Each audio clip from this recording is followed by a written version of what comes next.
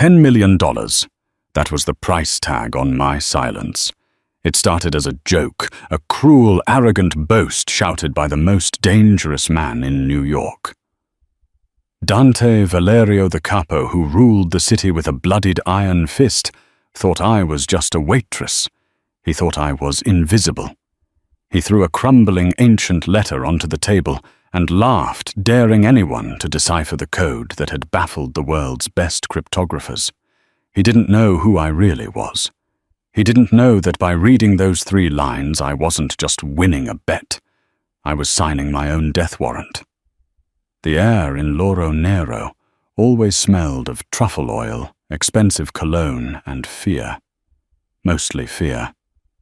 Celine adjusted the collar of her stiff white uniform, keeping her head down as she navigated the maze of velvet booths. She was a ghost in this restaurant. That was the point. Being Celine the waitress was safe. Being Dr. Bohr, Selena Rostova, the youngest linguistics professor to ever be disgraced and exiled from Cambridge University, was dangerous. Here, amidst the clinking of crystal and the murmur of high society gossip, she was invisible. Until tonight. Tonight, table 10 was occupied by Dante Valerio. Even without looking up, Selena knew he was there.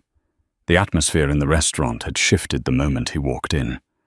The music seemed quieter. The other diners stiffened, and the manager, Mr. Henderson, was sweating through his suit.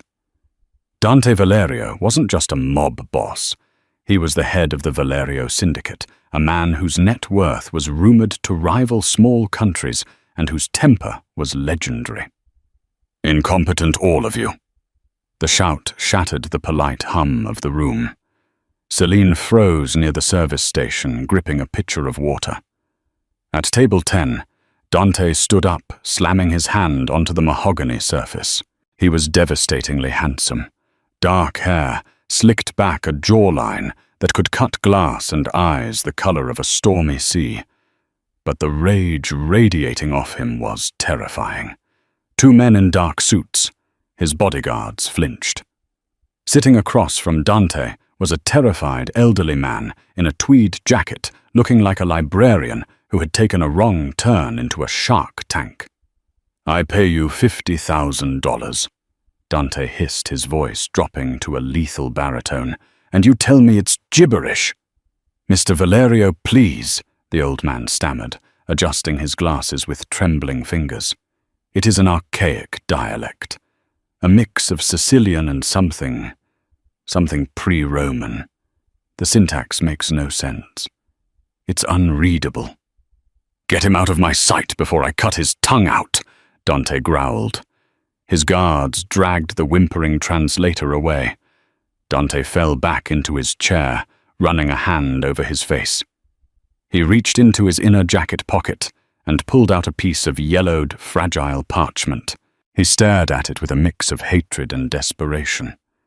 Celine watched, mesmerized. She knew she should look away, but the pattern of the ink on the paper caught her eye, even from 10 feet away. It wasn't just a letter. It was a cipher.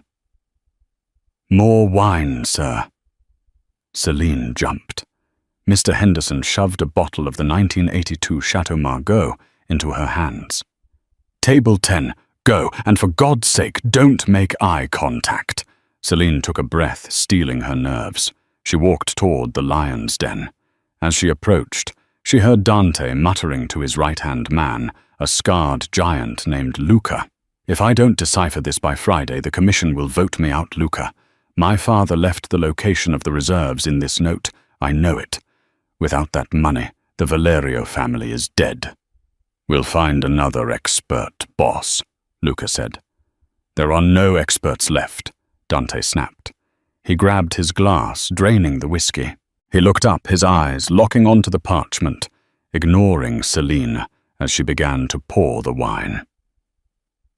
"I'd give $10 million right now," Dante said, his voice loud, carrying across the silent restaurant, "to the person who could tell me what this damn thing says." He looked around the room, his lip curling in a sneer. He was mocking the world, mocking his own desperation. 10 million. Any takers? No, just a room full of cowards and sheep. Celine's hand hovered over his glass. Her eyes traced the script on the table. It wasn't just Sicilian.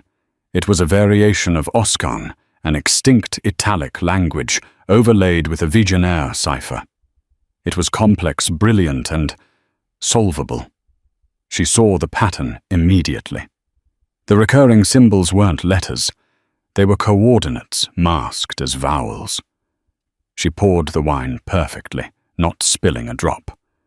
But as she pulled away, the words slipped out before she could stop them. "It's not gibberish," she whispered. The silence that followed was heavy enough to crush bones. Dante Valerio froze. He turned his head slowly, looking at the waitress standing by his elbow. He looked at her cheap uniform, her messy bun, her fraying apron. "Excuse me," he said, his voice dangerously soft. Mr. Henderson rushed forward, pale as a sheet. "Mr. Valerio, I am so sorry. She is new. She's an idiot. I'll have her fired immediately." "Quiet," Dante commanded, not looking away from Celine. He stood up, towering over her. "What did you say, little mouse?" Celine's heart hammered against her ribs like a trapped bird. She should apologize. She should run. But the intellectual vanity that had gotten her kicked out of Cambridge flared up. She couldn't stand seeing a beautiful puzzle insulted. "I said it's not gibberish," Celine said, her voice shaking, but clear. "The translator was wrong. It's not pre-Roman. It's Oscan. But it's written backward using a shift cipher based on the Gregorian calendar." Dante stared at her. For a second, he looked ready to laugh. "A waitress," he scoffed. "A waitress knows Oscan." "I wasn't always a waitress," Celine murmured. Dante crossed his arms. The arrogance returned. "All right, you want to play? You heard the offer. $10 million. Prove it." He gestured to the parchment. "If you're wrong," Dante leaned in his breath, hot against her ear. "I take the hand you use to pour my wine, as payment for wasting my time." Mr. Henderson whimpered in the background. Celine looked at the parchment. She didn't need to write it down. She had an eidetic memory. It was the curse that made her brilliant, and the burden that made her unable to forget her past mistakes. She scanned the text. The letters rearranged themselves in her mind. The message wasn't about money reserves. It was something far more personal, and far more dangerous. "Well?" Dante pressed. Celine met his gaze, her brown eyes locked with his stormy blue ones. "It says—" Celine began, her voice steadying. "The wolf does not hide the gold in the den. The gold is the blood of the traitor who sits at your right hand." The glass in Luca's hand shattered. Dante didn't blink. He didn't move. But the air around him turned into ice. "Read the signature," Dante whispered. "It's signed." Selina squinted at the final glyph. "Amore, Gabriella." Dante's face went pale. Gabriella was his mother. She had died 20 years ago. No one knew her pet name for him was Wolf, except his father. Dante looked at Luca. Luca, the right-hand man, was staring at the table, his hand bleeding from the shattered glass, his face a mask of guilt. The restaurant was deadly silent. "Clear the room," Dante said calmly. "Boss," Luca started. "Clear the room." Dante roared, flipping the heavy oak table. Chaos erupted. Patrons screamed and scrambled for the exits. Mr. Henderson fled, but Selina stood frozen, the parchment fluttering to the floor between her and the most dangerous man in the city. Dante pulled a silver pistol from his holster in one fluid motion. He didn't aim it at Luca. He aimed it at Celine. "You," he said, his voice void of emotion. "You're coming with me." "But the money," Selina stammered, stepping back. "You said—" "I lied." Dante laughed, a cold, humorless sound. "But you just saved my life, or you just ended it. Either way, you know too much." He grabbed her wrist, his grip like a manacle. "Congratulations, Kara. You just got him promoted." The ride in the back of the armored SUV was silent and suffocating. Selina was squeezed between Dante and the window. The door locks were engaged. The glass was bulletproof. She was trapped. She watched the city lights blur by Manhattan, fading into the distance as they crossed the bridge toward a private estate in the Hamptons. Her mind was racing, replaying the translation. "The gold is the blood of the traitor who sits at your right hand." She had accused his best friend of treason. If she was wrong, Dante would kill her. If she was right, Luca would try to kill her. There was no winning scenario. "Who are you?" Dante's voice broke the silence. He wasn't looking at her. He was cleaning his gun with a silk handkerchief, the movements precise and practiced. "I told you," Celine said, hugging her arms around herself. "I'm a waitress." "Waitresses don't read dead languages," Dante countered. He turned to face her, the streetlights casting shifting shadows across his sharp features. "I had my team run your face while we were driving. No social media. No credit history for the last 3 years. A ghost." He leaned in closer. "But before that, Dr. Celine Rostova, Cambridge University. Disgraced for, what was it, unethical decryption of classified government documents." Celine flinched. "I decoded a historical archive. I didn't know it was still active." "And yet you vanished," Dante mused. "Smart, but not smart enough to keep your mouth shut tonight." "You asked for a translation." She snapped, her fear momentarily giving way to indignation. "You promised $10 million. Dante chuckled darkly. "And you believed a Mafia don." "You really are naive, Doctor." The car slowed, turning through massive iron gates marked with a V. The driveway wound through acres of dark forest before revealing a sprawling limestone mansion that looked more like a fortress than a home. "Here is the deal," Dante said, as the car came to a halt. "Luca is currently in a holding cell in the basement of my city penthouse. My men are interviewing him. If he confesses, you live. If he proves his loyalty, it means you lied to sow discord." "I didn't lie," Celine insisted. "The text was clear." "We'll see." The door opened. A guard hauled Celine out. Dante didn't offer a hand. He simply walked toward the massive double doors, expecting her to follow. She considered running into the dark woods, but the red laser dot on her chest from a sniper on the roof changed her mind. She followed him inside.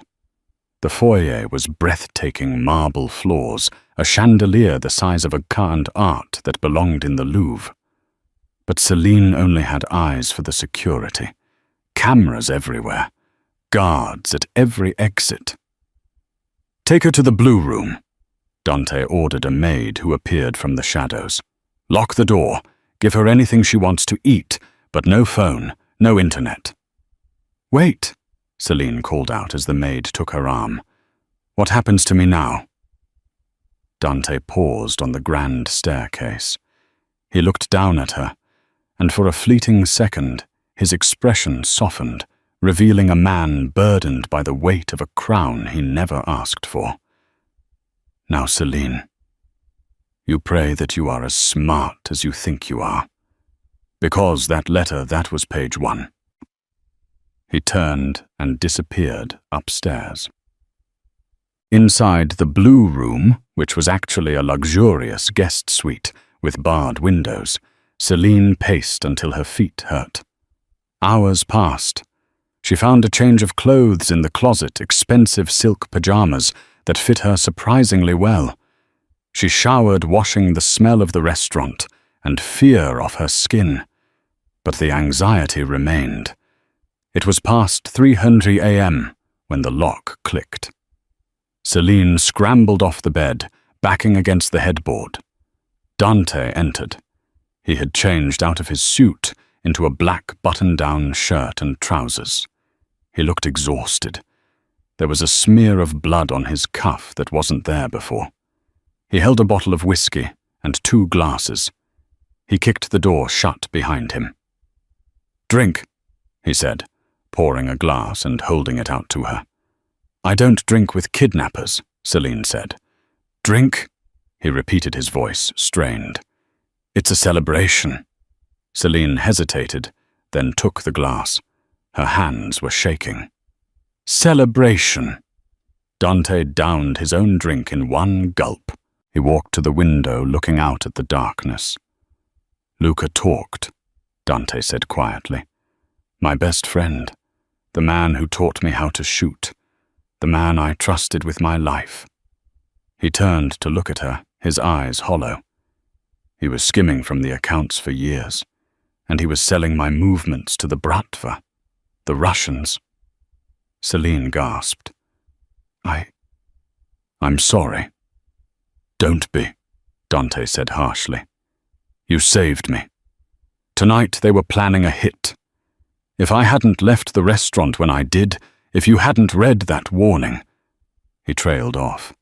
He walked over to the bed and sat on the edge, far too close for comfort. The smell of whiskey and gunpowder clung to him. "You earned your keep, Celine." "Does that mean I get the 10 million?" she asked, trying to sound brave. Dante laughed, but this time it was a genuine, tooled sound. "You're relentless. No, you don't get the money." "Then let me go." "I can't." "Why not?" Dante reached into his pocket and pulled out the parchment again. He unfolded it on the bedspread between them. "Because of this," he said, pointing to the bottom of the page. Celine looked closer. Beneath the signature she had read earlier, there was another line of text. It was microscopic, written in a different ink. She hadn't noticed it in the dim light of the restaurant. "What is that?" Dante asked. Celine squinted. Her blood ran cold. It's a coordinate," she whispered, "but it's encrypted with a double-blind cipher. It's the Devil's Tongue code. It was thought to be unbreakable during the Cold War." "Can you break it?" Dante asked, his intensity returning. I might be able to. Give me a week, maybe 2. Dante shook his head. "We don't have 2 weeks. Luca confessed something else before he died." Celine swallowed hard. "Before he died?" "He told the Russians that I have the parchment," Dante said grimly. "And he told them about the waitress who can read it." Dante stood up and moved to the window, closing the heavy velvet drapes.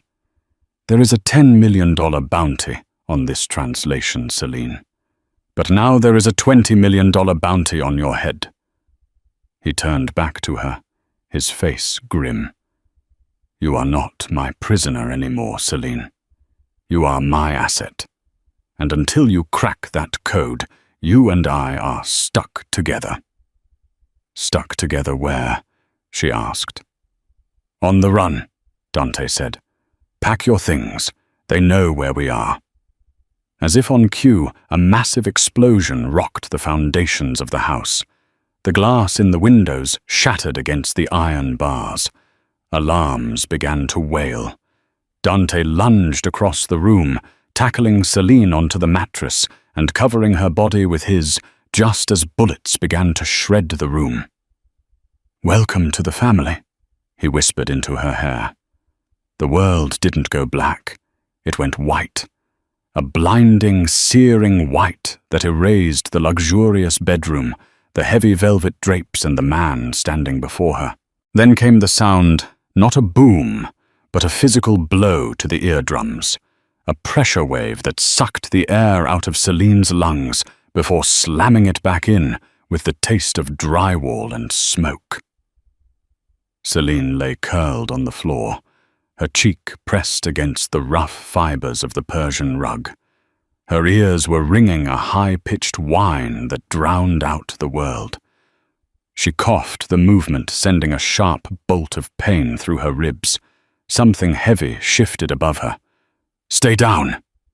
The voice was a vibration against her spine, more than a sound. Dante.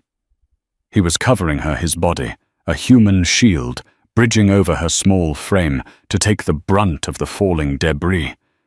He groaned a low, guttural sound of pain and rolled off her. Celine scrambled to her hands and knees, blinking through the haze of plaster dust. The room was unrecognizable. The heavy oak door had been blown off its hinges. The hallway beyond was an inferno orange, flames licking at the ceiling, casting dancing, demonic shadows into the room. "Dante," she choked out. He was already moving. He rose to a crouch, shaking debris from his dark hair, like a wolf shaking off water. Blood trickled from a cut above his eyebrow, slicing a crimson line down his cheek. But his eyes were clear, focused, and terrifyingly calm. He checked the clip of his gun, sliding it back into place with a metallic click that sounded loud even over the roar of the fire. "Can you run?" he asked, grabbing her arm. His grip was bruising, desperate. I think so," Celine stammered, her legs trembling. "Don't think. Do." He hauled her up. "Stay behind me. Hold on to my belt. If I stop, you stop. If I shoot, you cover your ears. Do you understand?" "Yes." "Good girl." He kicked the remnants of the door frame aside and stepped into the burning hallway. The heat was oppressive, a physical wall that smelled of melting plastic and expensive wood. The automatic fire suppression system had failed. Sabotaged, Celine realized. Her analytical mind, usually her sanctuary, was frantically cataloguing the disaster. Structural damage to the east wing. Fire spreading at approximately 10 feet per minute. Exit options limited. A figure emerged from the smoke at the end of the hall, a silhouette holding an assault rifle. Celine barely had time to gasp before Dante raised his arm. Pop, pop. 2 shots efficient and muted. The figure crumpled. Dante didn't slow down. He stepped over the body without looking down. Celine looked, though. She couldn't help it. The man was wearing tactical gear, a patch on his shoulder she didn't recognize. Not police, mercenaries. "Don't look," Dante commanded, his voice tight. He yanked her forward. "Keep moving." They reached the grand staircase, but the bottom half had collapsed into the foyer, which was now a war zone of gunfire. Bullets chipped away at the marble banister near Celine's head. She screamed, ducking low. "They're coming through the front," Dante growled. "Plan B."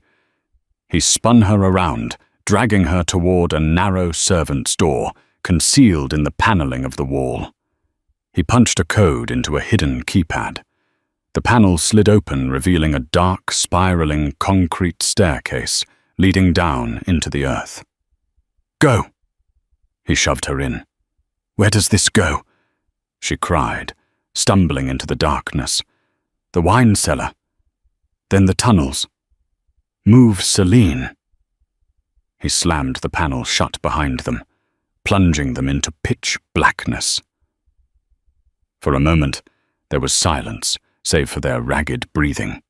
Then a click, and the beam of a tactical flashlight cut through the dark. Dante descended the stairs 2 at a time, pulling her along. The air down here was cool and damp, smelling of mold and old cork, a stark contrast to the burning hell above. They reached the bottom. Dante navigated the maze of wine racks, with memory not sight. He stopped at a heavy iron door, unlocked it with a key from around his neck, and pushed them through into a garage that looked more like a concrete bunker. Inside sat a single car, a matte black Aston Martin vintage, but clearly modified. "Get in," he ordered. Selina threw herself into the passenger seat. The leather was cold. Dante slid into the driver's side, tossing the gun onto his lap. He keyed the ignition, and the engine roared to life with a feral growl that echoed off the concrete walls. "Buckle up," he said, his eyes flicking to the rearview mirror. "This part gets rough." He hit a button on the dashboard. The wall in front of them began to rise, a concealed exit leading directly into the dense forest surrounding the estate. As the car surged forward, tires screeching on the pavement, Celine looked back. The mansion, the Golden Cage, was a torch against the night sky. Flames burst from the roof, illuminating the trees, and swarming the lawn were dozens of men like ants on a carcass. "They destroyed it," Celine whispered, shock finally setting in. "You're home." Dante didn't look back. His knuckles were white on the steering wheel. His jaw set so hard, a muscle twitched in his cheek. "It wasn't a home," he said, his voice devoid of sentiment. "It was just a building, and I have plenty of buildings." He slammed his foot on the gas. The car rocketed onto the narrow forest road, tearing through the underbrush, leaving the fire and the life Celine knew behind. She watched his profile in the dim light of the dashboard. He looked composed, almost bored, but she saw the tremor in his left hand, the hand that wasn't holding the wheel. He wasn't made of stone. He was just better at hiding the cracks. The drive lasted for hours. They moved in sonce, a heavy, thick atmosphere filling the small cabin of the car. Dante avoided the highways, sticking to winding back roads that cut through the sleeping towns of upstate New York. The rain began an hour in a relentless downpour that drummed against the roof and blurred the world outside into streaks of grey and black. Selina's adrenaline had faded, leaving behind a cold, shaking exhaustion. Her silk pajamas were ruined, stained with soot and dust. She hugged her arms around herself, trying to stop her teeth from chattering. Dante noticed. He didn't speak, but he reached out and turned the heater up to the maximum setting. The blast of hot air was a small mercy. "Where are we going?" she asked finally, her voice raspy. "Nowhere," Dante replied. "A ghost spot. It's not on any deed, not in any database. My father bought it under a shell company in the 80s for cash." He slowed the car, turning onto a gravel track that was barely visible through the overgrown pines. The car crunched over stones and twigs for a mile before coming to a halt in front of a small A-frame cabin near a dark lake.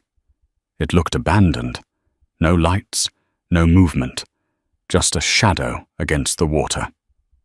"Wait here," Dante said. He got out, gun in hand, and circled the perimeter. Celine watched him through the rain-streaked glass. He moved with a predator's grace, checking the windows, the doors, the tree line. Only when he was satisfied did he return to the car and open her door. "It's clear. Let's go." The run from the car to the porch soaked Celine to the bone. Inside the cabin was freezing. It smelled of cedar and stale air. Dante locked the door behind them and immediately went to the fireplace, stacking logs and kindling with efficient movements. Within minutes, a fire was crackling, casting a warm, flickering glow over the room. It was sparse, a leather couch, a heavy wooden table, a small kitchenette. Dante stripped off his soaked shirt, tossing it onto a chair. Celine averted her eyes, then looked back, gasping involuntarily. His back was a tapestry of scars. old knife wounds, bullet grazes, and the fresh, angry bruising from the debris that had fallen on him tonight. But what drew her eye was the deep gash on his shoulder still oozing blood. "You're hurt," she said, stepping forward. Dante glanced at his shoulder, dismissing it. "It's a scratch." "It's not a scratch, Dante. It needs stitches, or at least to be cleaned." "I'll handle it," he grunted, walking toward the kitchen sink. He found a bottle of vodka in a cupboard and a clean rag. "You can't reach it," Selina pointed out. She walked over to him, her hesitation warring with her logic. She wasn't a doctor, but she was practical. "Give it to me." Dante paused, the bottle of vodka in his hand. He looked down at her. In the firelight, his eyes were less stormy, more weary. He looked at her small hands, then at her determined face. Wordlessly, he handed her the bottle and the rag. He sat on one of the wooden chairs. Celine stood between his knees, trying to ignore the heat radiating from his bare skin. She poured the vodka onto the rag. "This is going to sting," she whispered. "Do it." She pressed the cloth to the wound. Dante hissed, his hands gripping his thighs until the knuckles turned white, but he didn't pull away. Celine worked carefully, cleaning away the blood and grit. Up close, he was overwhelming. The scent of rain musk and iron. The hardness of his muscles under her fingertips. It was intimate in a way that terrified her more than the gunfire had. "Why?" she asked softly, focusing on the wound to avoid his eyes. "Why what?" His voice was rough. "Why did you cover me in the room? The ceiling was falling. You could have run." Dante was silent for a long moment. She could feel his chest rise and fall with each breath. "You're the asset," he said finally. "The money is in your head." Celine stopped cleaning. She looked up, meeting his gaze. "Is that all?" Dante looked at her. He looked at her lips, then up to her eyes. There was a flicker of something dangerous there, a hunger that had nothing to do with money. "If you die," he said, his voice dropping an octave, "I never find out what my father was trying to tell me, and I hate unfinished puzzles." He stood up abruptly, breaking the tension. "That's enough. Thank you." He walked to his discarded jacket and pulled out the parchment. It was miraculously dry, protected in a leather sleeve. He slammed it onto the wooden table. "Get to work," he ordered, his tone returning to that of the Mafia Don. "We're safe for tonight, but the Russians won't stop. I need to know where the reserves are." Celine sighed, the moment of connection shattered. She sat at the table, pulling the oil lamp closer. She smoothed out the parchment. "The devil's tongue," she muttered, tracing the microscopic lines at the bottom. "Talk to me," Dante said, pouring himself a glass of the cheap vodka. He leaned against the wall, watching her. "Why is it called that?" "Because it twists the truth," Selina explained, her mind shifting into academic mode. It was safer here. It was developed by a rogue cryptographer in the 50s. It uses a double-blind key. You can't just translate the symbols. The symbols themselves are a distraction.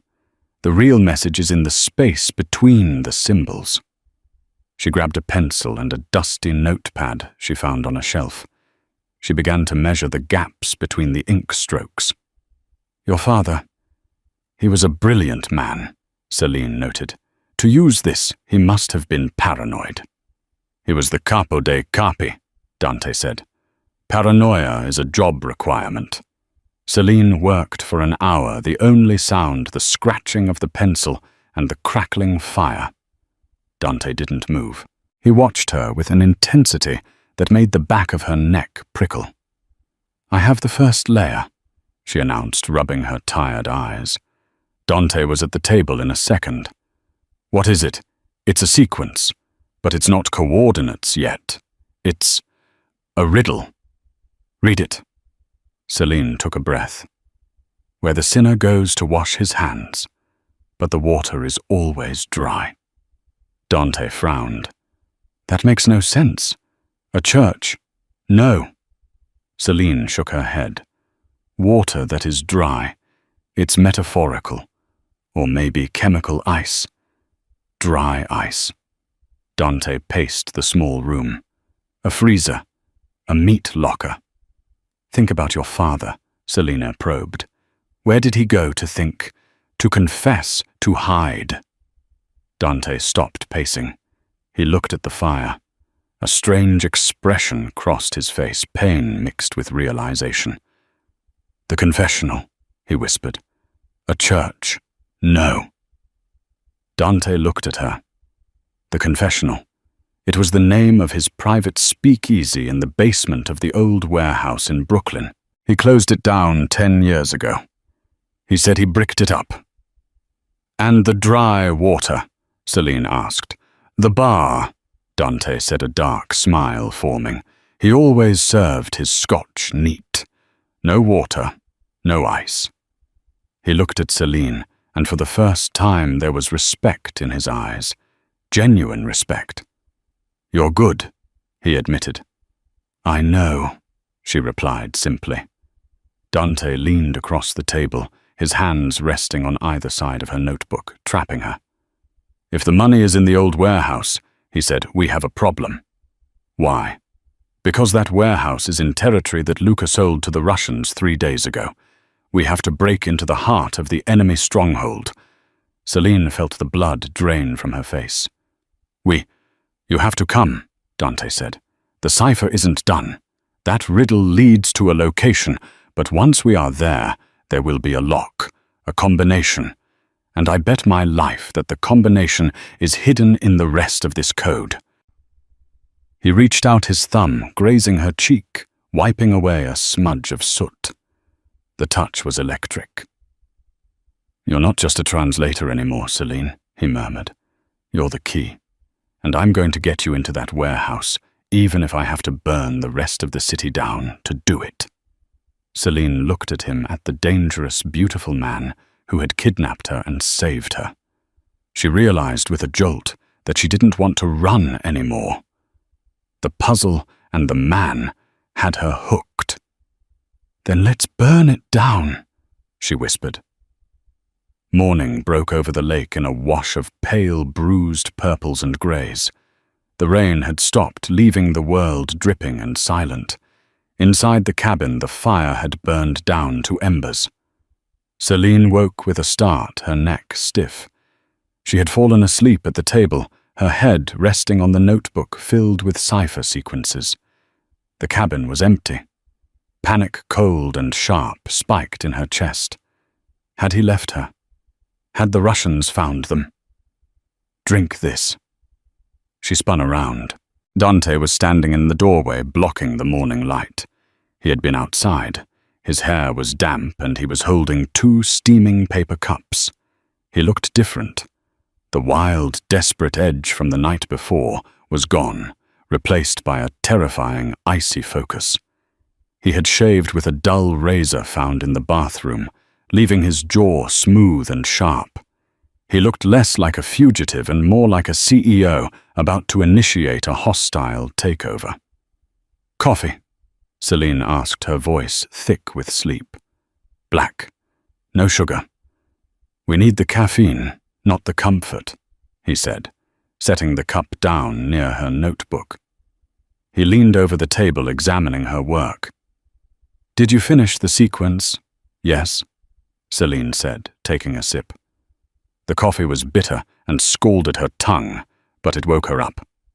The riddle points to the basement, specifically the north wall behind the sinner's seat. I'm assuming that's the bar stool. My father's favorite spot, Dante confirmed. But getting to that stool is going to be the problem.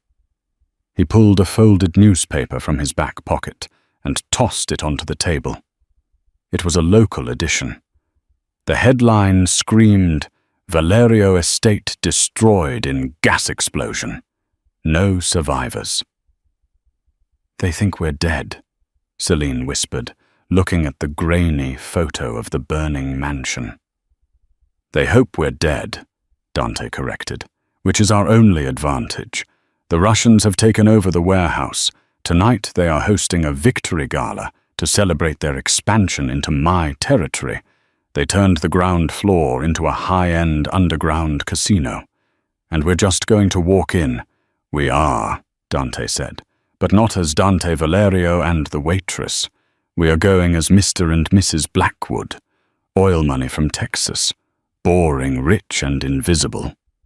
He kicked a duffel bag that was sitting near the door. Celine hadn't noticed it before. I called in a favor from a contact in town. Put these on. Celine opened the bag. Inside, nestled in tissue paper, was a dress.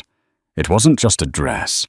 It was a weapon made of fabric, floor-length backless, made of midnight blue silk that looked like liquid water. Next to it was a pair of diamond earrings and a tuxedo. I can't wear this, Celine said, touching the silk. I'm just Celine.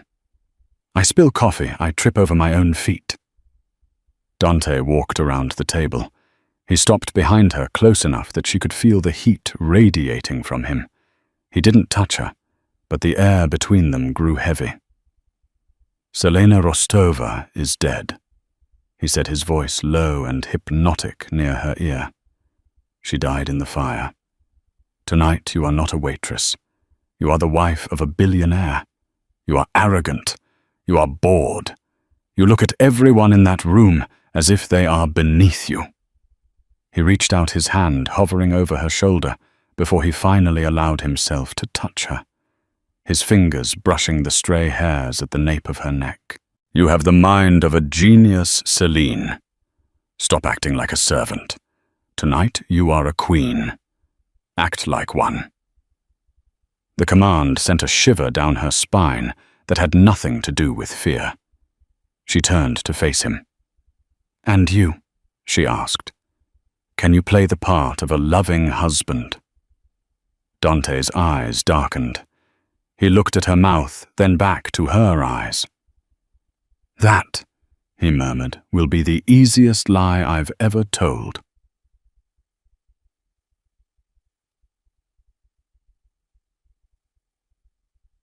Three hours later, Celine stood in front of the cracked mirror in the bathroom. The transformation was unsettling. With her hair swept up in an elegant twist, the diamonds glittering at her ears, and the blue silk molding to her curves like a second skin, she didn't recognize herself. She applied the lipstick Dante had provided, a deep blood-red shade. When she walked out, Dante was waiting. He was adjusting the cufflinks on his tuxedo. He looked up and his hands went still. The silence stretched thick and taut. He didn't smile. He didn't compliment her. He simply stared, his gaze sweeping over her with a possessiveness that made her knees weak. It was a look that said, "Mine." "Will I do?" she asked, her voice trembling slightly. Dante walked over to her. He reached into his pocket and pulled out a small, lethal-looking pistol. "Strap this to your thigh," he said, handing it to her. "Under the dress." "I don't know how to shoot." "You don't need to aim. If someone touches you, press it against their stomach and pull the trigger." He offered her his arm. "The car is waiting. It's showtime, Mrs. Blackwood." The warehouse, now christened the Foundry, pulsed with bass so deep it rattled Celine's teeth. Outside, the Brooklyn night was cold, but inside the air was hot, smelling of expensive perfume, sweat, and ozone. The industrial space had been transformed. Red velvet ropes, chandeliers hanging from rusted steel beams, and tables covered in green felt where millions of dollars were changing hands. Dante moved through the crowd with a lazy, arrogant swagger that was entirely different from his usual predatory stalk.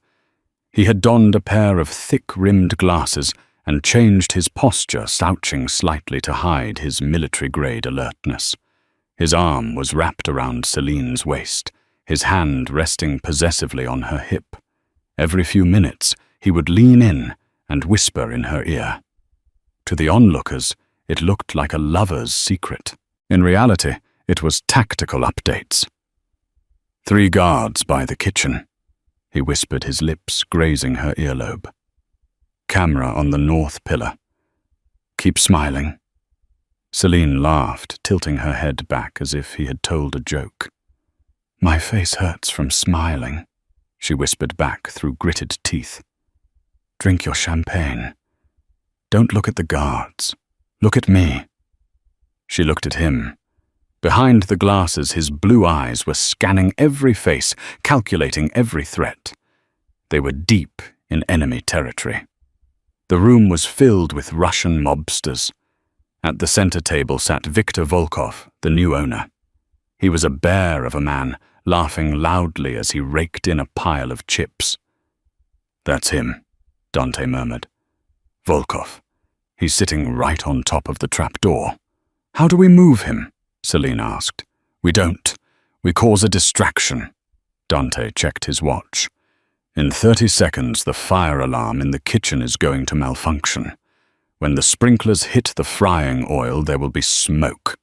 A lot of it. That's our window. Celine's heart hammered against her ribs.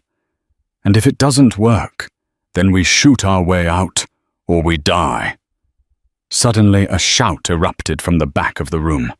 A plume of thick black smoke began to billow from the kitchen doors. The fire alarm shrieked. Fire! Someone screamed. Panic rippled through the crowd.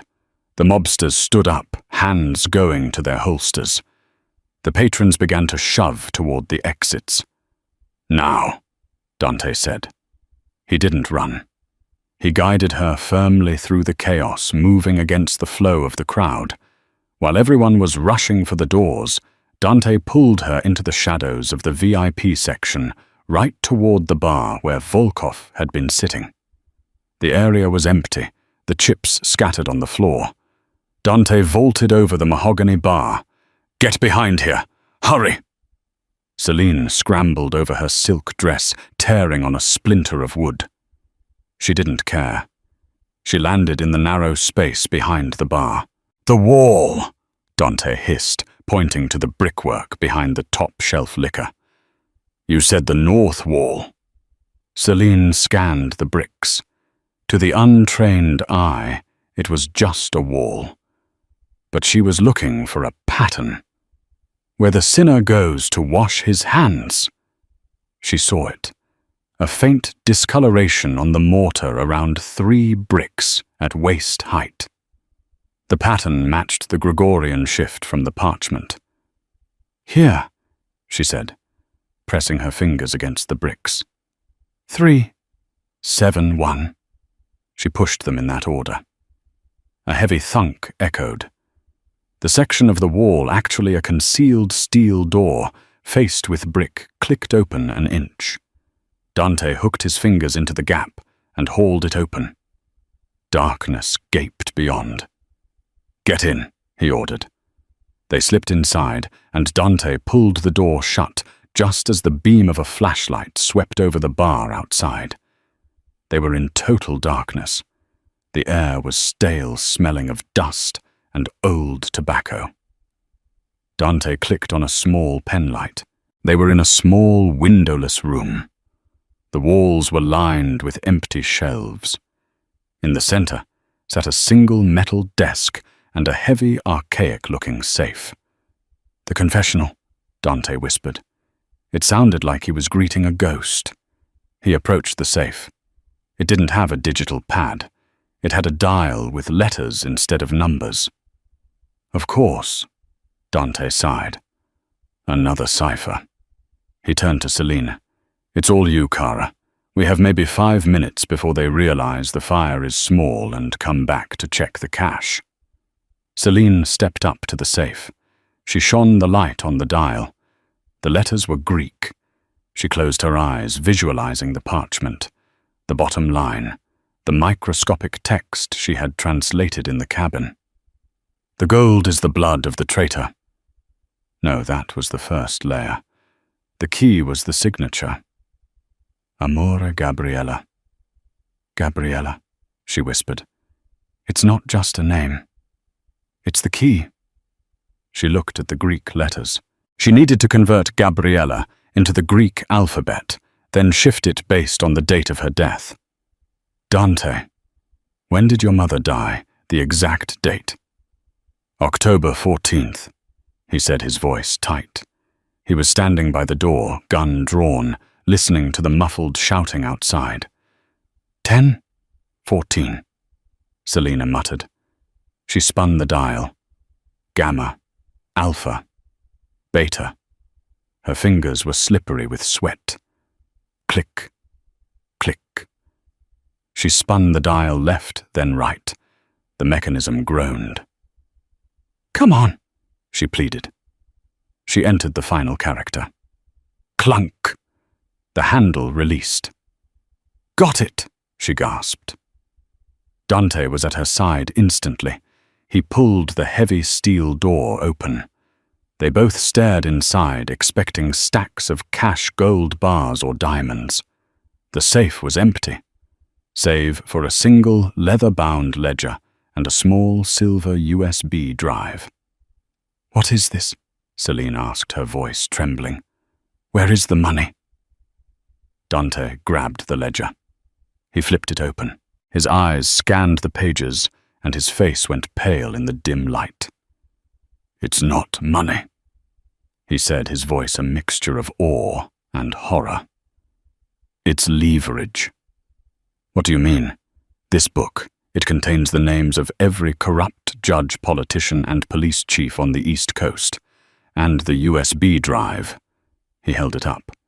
This probably has the bank codes to the offshore accounts where they hide their bribes. He looked at Celine. This isn't $10 million, Celine. This is worth billions. It's the keys to the kingdom. It's the reason my father was killed. Suddenly the door to the secret room shook violently. Someone was pounding on the outside. Open up! We know you're in there, a Russian voice boomed. Dante shoved the ledger and the drive into the waistband of his pants. He grabbed Celine's face, his hands rough, but his touch desperate. Listen to me, he said, his eyes burning into hers. There is a ventilation shaft behind that shelf. It leads to the alley. Dante, you take the drive, I take the book. We split up. No. She grabbed his lapels. I'm not leaving you. You have to, he said. They want me. They don't know who you are yet. If they catch us both, we're dead. If one of us makes it out, we have the power to destroy them. The door hinges began to buckle. Sparks flew as a cutting torch started to slice through the lock. Dante kissed her. It wasn't a gentle kiss. It was hard, searing a promise and a goodbye all at once. He tasted of champagne and danger. He pulled back, breathless. Go. Run, Celine. Run and don't look back. He shoved her toward the shelf, kicking it aside to reveal the dark, narrow vent. Celine crawled inside, tears streaming down her face. She looked back one last time. Dante Valerio stood in the center of the small room, facing the door.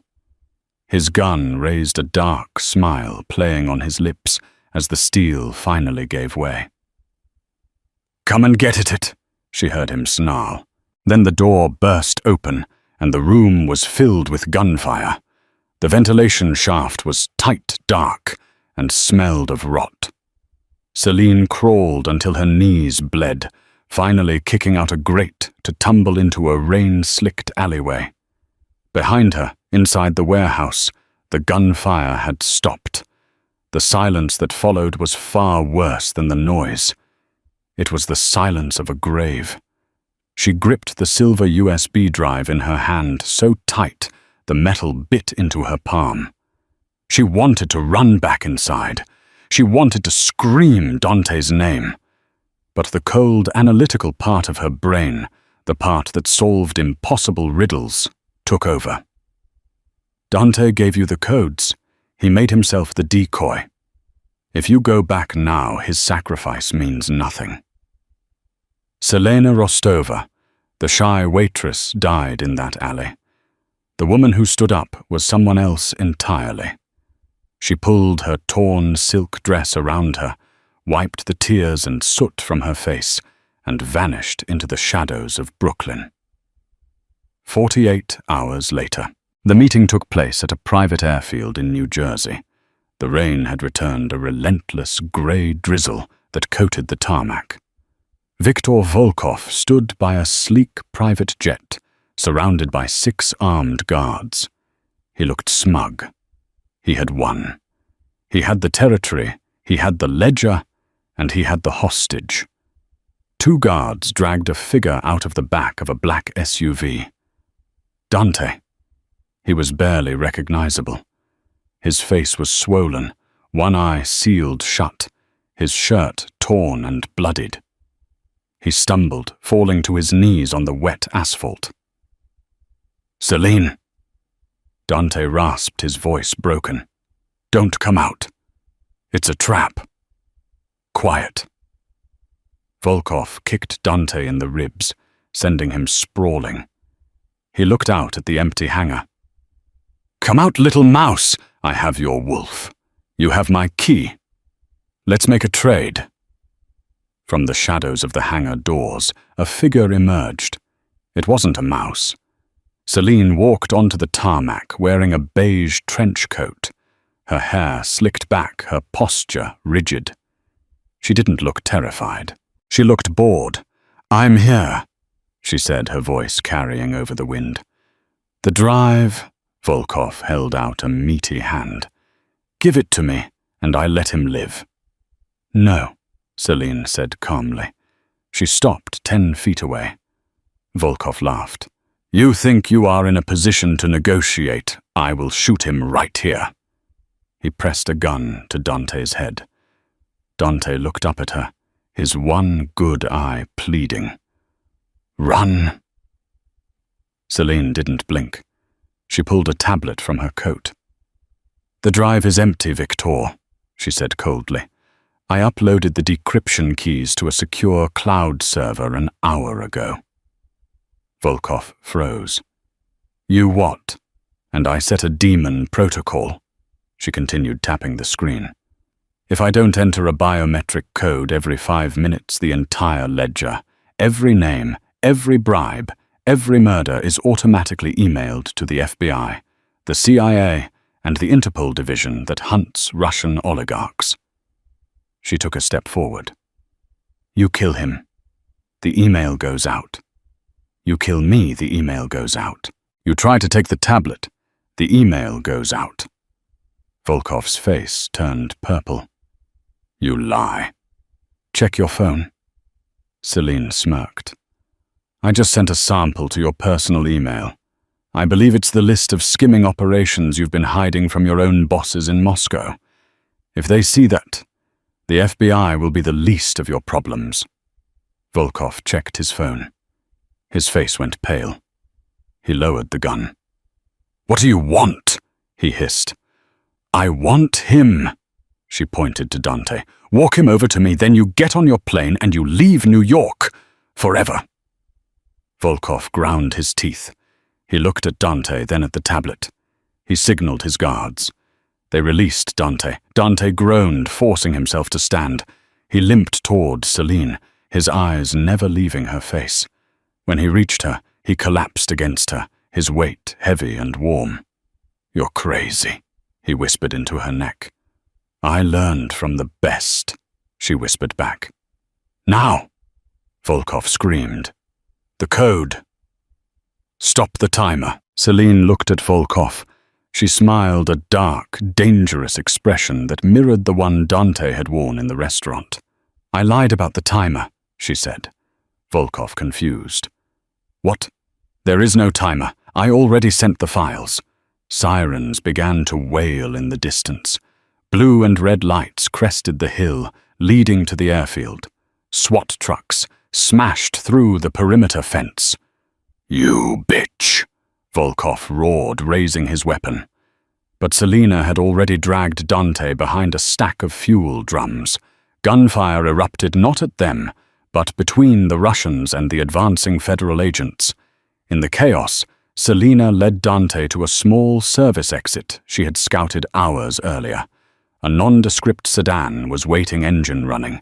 She shoved him into the passenger seat and jumped behind the wheel. As she slammed on the gas, peeling away from the airfield, Dante began to laugh. It was a wheezing, painful sound, but it was full of life. "You burned them," he coughed.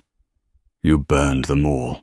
"I told you," Celine said, gripping the wheel, her eyes on the road ahead. "I don't like unfinished puzzles, Mahou." 6 months later. The terrace overlooked the azure waters of the Amalfi coast. The lemon trees were in bloom, scenting the air with citrus and sea salt. Dante Valerio sat in a wicker chair reading a newspaper.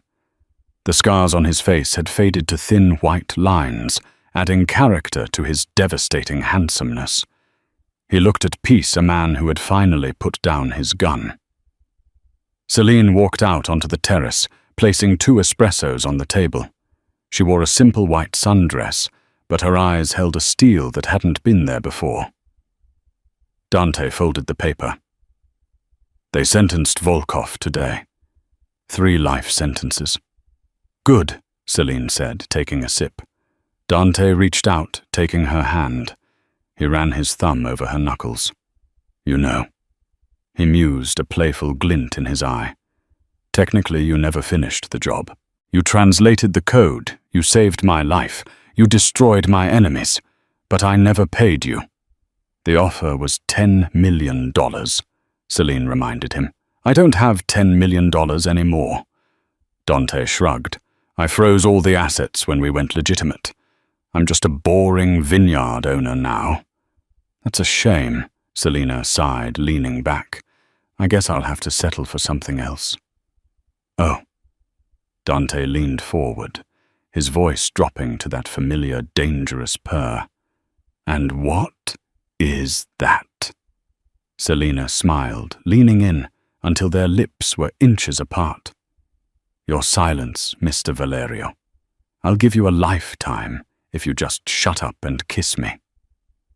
Dante Valerio, the man who laughed at threats and silenced rooms with a glare, did exactly as he was told. And that is how a shy waitress outsmarted the deadliest men in the underworld. Celine didn't just translate a cipher.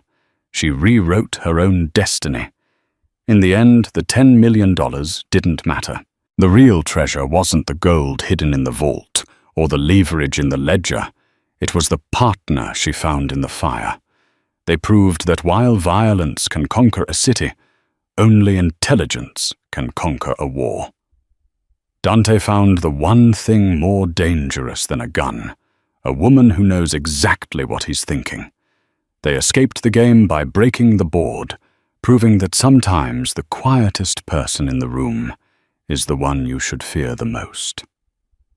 I hope you enjoyed this twist-filled Mafia romance saga. If you did, please smash that like button. It really helps the channel grow. Question for you.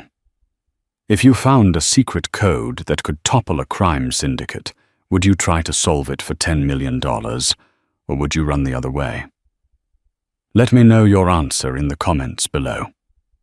Don't forget to subscribe and hit the bell icon so you never miss the next story. Thanks for watching, and I'll see you in the next one.